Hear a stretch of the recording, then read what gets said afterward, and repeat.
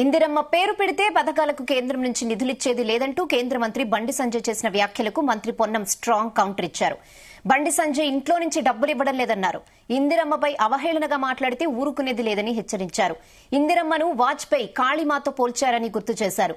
10 నెలల కాలంలో జీఎస్టీ రూపంలో 37,000 కోట్ల రూపాయలు కేంద్రం వసూలు చేసిందని, మరి కేంద్రం తెలంగాణకి ఇచ్చింది ఎంత అని ప్రశ్నించారు. బీఆర్ఎస్ ఆర్థిక విధ్వంసం తర్వాత కూడా సంక్షేమ పథకాలను కొనసాగిస్తున్నామని చెప్పారు. తెలంగాణ కాంగ్రెస్ పార్టీ పక్షాన తెలంగాణ ప్రజలందరికీ కూడా శుభాకాంక్షలు తెలియజేస్తా ఉన్నాం. హనుమంతుని గుడి లేని ఊరు లేదు, ఇందిరమ్మ ఇల్లు లేని ఊరు లేదు అన్నట్టుగా తిరిగి మరొకసారి ఇందిరమ్మ రాజ్యం ప్రారంభమైంది. ఇందిరమ్మ రాజ్యంలో పేదలందరికీ ఇండ్లు గూడు నిర్మించాలనే కాంగ్రెస్ తలంపుతోటి తిరిగి 10 సంవత్సరాల మేకపిల్లల కోడిపిల్లల అల్లుడి కళ నెరవేరక ఇబ్బంది పడ్డ వాళ్ళందరికీ కూడా కనీస గూడు సౌకర్యాన్ని కలిగించే విధంగా కాంగ్రెస్ పార్టీ చారిత్రాత్మకంగా ఇండ్ల నిర్మాణ ప్రక్రియను ఈ రోజు నుంచి ప్రారంభించింది. అదేవిధంగా రైతులకు అండగా ఉండడానికి ఎన్నికలకు ముందు చెప్పినట్టుగా రైతు భరోసా పేరు మీద ఎకరానికి 12 ఎకరాలు ఎటువంటి నియమ నిబంధనలు గాని ఏరియా పరిమితి గాని లేదు. దేశంలో ఏ రాష్ట్రంలో లేని విధంగా భూమి లేని ఉపాధి హామీ కూలీలకు 20 రోజులు ఉపాధి హామీ పనిచేస్తే చాలు అర్హత, సంవత్సరానికి 12,000 ఇచ్చే కార్యక్రమాన్ని కూడా లాంఛనంగా మా కాంగ్రెస్ ప్రభుత్వం ఈ రోజు ప్రారంభించింది అని చెప్పడానికి గర్వంగా ప్రతి కాంగ్రెస్ కార్యకర్త పేదలకు అండగా ఉండి గ్రామాల్లో ఈ రోజు కార్యక్రమాన్ని నిర్వహిస్తా ఉన్నాం.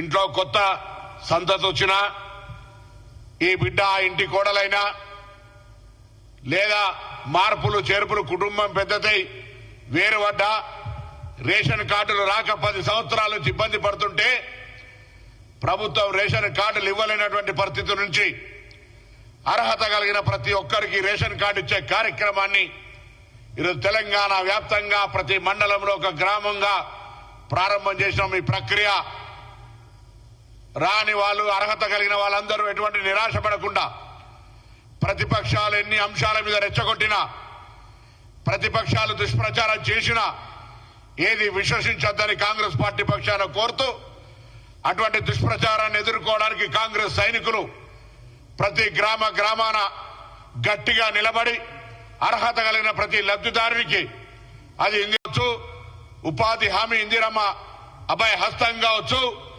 లేదా రేషన్ కార్డు కావచ్చు ఇప్పించే దానిలో ప్రభుత్వానికి మధ్య వారధిగా గ్రామీణ స్థాయి కార్యకర్తలందరూ కూడా, అధికారులు కూడా నిష్పక్షపాతంగా ప్రభుత్వ ఉద్దేశాన్ని క్షేత్రస్థాయి తీసుకుపోవడానికి శ్రమపడి పేదలకు న్యాయం చేయాలనే తలంపుతో బాధ్యత గల మీరు కూడా ఆ విధంగా పనిచేయాలని కోరుతా ఉన్నాం. ఈ దశలో ఇంత గొప్ప కార్యక్రమాలు జరుగుతూ ఉంటుంటే ఎవరింట్లోకే జేబులకే పైసలు తెచ్చిస్తున్నాం అన్నట్టుగా ఫెడరల్ సిస్టంలో రాష్ట్రము కేంద్రము ఆర్థిక నిధులకు సంబంధించిన ఆనాడు రాజ్యాంగంలో, ఎందుకంటే ఇలా 76వ ఇలా మనం గణతంత్ర దినోత్సవ వేడుకలు జరుపుకుంటా ఉన్నాం. ఈ వేడుకలు జరుపుకునే సందర్భంగా ఫెడరల్ సిస్టంలో కొన్ని రాష్ట్రానికి సంబంధించిన కార్యక్రమాలు, కొన్ని కేంద్రానికి సంబంధించిన కార్యక్రమాలు, కొన్ని ఇద్దరు కలిసి జరిపే కార్యక్రమాలు ఉమ్మడి జాబితాలో ఉండే విధంగా మనం రాజ్యాంగాన్ని ఏర్పరచుకున్నాం. అది తెలియకుండా, అవగాహన లేకుండా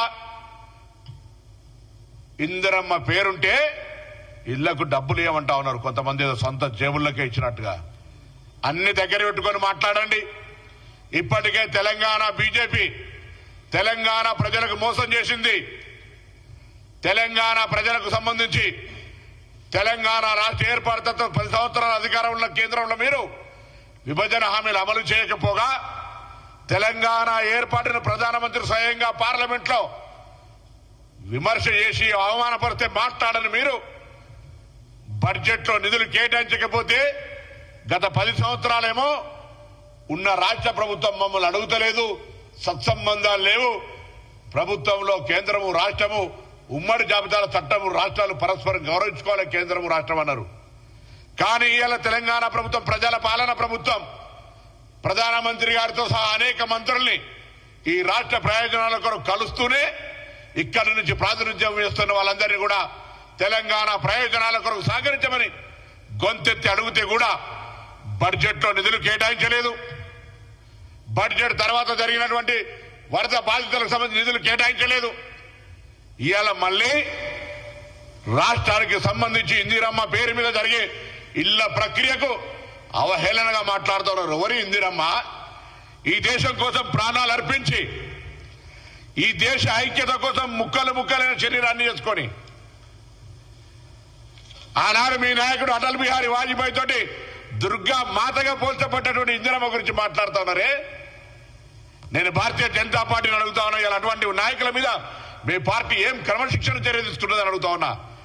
ఇందిరమ్మను ఇయ్యాల కూడా గ్రామీణ ప్రాంతాల్లో నేను ఇంతకుముందు చెప్పినట్టుగా హనుమంతుని ఆలయం లేని ఊరుండకపోవచ్చు, ఇందిరమ్మ లేని ఊరుండకపోవచ్చు. అటువంటి ఇందిరమ్మకు సంబంధించిన విషయం లోపల మేము ఇందిరమ్మ ఇల్లు ఇస్తే డబ్బులు ఏమా? ఇవాళ తెలంగాణ రాష్ట్రం నుంచి జీఎస్టీ పేరు మీద సంవత్సరానికి 1000 కోట్ల రూపాయలు కడతా ఉన్నామే. ఒకసారి ఉదాహరణ, 10 నెలల తెలంగాణ ప్రజల యొక్క ఛార్జెస్ కట్టం జీఎస్టీ పేరు మీద 37,000 కోట్ల 664,000 రూపాయలు జీఎస్టీ పేరు మీద ఈ 10 నెలల కాలంలో రాష్ట్ర ప్రభుత్వం యొక్క ప్రజల దగ్గర పన్నులు వసూలు చేసుకున్నది కేంద్రం. మాకు హక్కు లేదా? ఫెడరల్ సిస్టమ్ అనేది ఇండియాలో భాగస్వామ్యం కాదా? గత సంవత్సరం 23-24 ఆర్థిక సంవత్సరానికి 46,000 కోట్ల 500.43 కోట్ల రూపాయలను ఈ తెలంగాణ రాష్ట్ర ప్రజానికం దగ్గర నుంచి జీఎస్టీ రూపం వసూలైంది. అట్లా ప్రతి ఆర్థిక సంవత్సరం తీసుకుంటే 22-23 41,000 కోట్లు ఇట్లా తీసుకుంటూ పోతుంటే అనేక రకాలుగా పన్నులు ఈ రాష్ట్ర ప్రజలు దేశానికి కడతా ఉన్నారు. అచ్చా, పథకాల పేర్లకు సంబంధించుకుని మాట్లాడితే అసలు దేశ స్వాతంత్ర ఉద్యమంలో గాని దేశానికి సంబంధించినటువంటి అనేక చారిత్రాత్మక ఉద్యమాల్లో ఏ పాత్ర లేనటువంటి వాళ్ళ పేర్లు భారతీయ జనతా పార్టీ ఇలా పథకాల పేరు పెట్టింది. దీన్ దయాళ్ అంత్యోదయ, వాజ్పేయి సడక్ యోజన, దీన్ దయాళ్ గ్రామీణ కేశవ యోజన, అటల్ ఫైనాన్స్ యోజన, పెన్షన్ యోజన, దీన్ దయాళ్ గృహజ్యోతి యోజన, దీన్ దయాళ్ వికలాంగుల Yojana, Shyam Prasad Mukherjee urban mission, Shyam Prasad Mukherjee port trust, Shyam Prasad Mukherjee industrial township. ఇవన్నీ దేశం కోసం ప్రాణాలు అర్పించిన వాళ్ళ, ఈ దేశ స్వాతంత్ర్యం కోసం పోరాడిన కుటుంబాల, ఏనాడు దేశం కోసం దేశ అభివృద్ధికి సంబంధించి కానీ దేశ స్వాతంత్ర్యం కోసం కానీ అసలు ఈ దేశంలో త్యాగానికి మారుపేరైనటువంటి కుటుంబాలకు సంబంధం లేని వీళ్ళ పేర్లని మీరు పెట్టుకుంటారు. ఇలా మీరు ఇందిరమ్మ గురించి మాట్లాడతారా?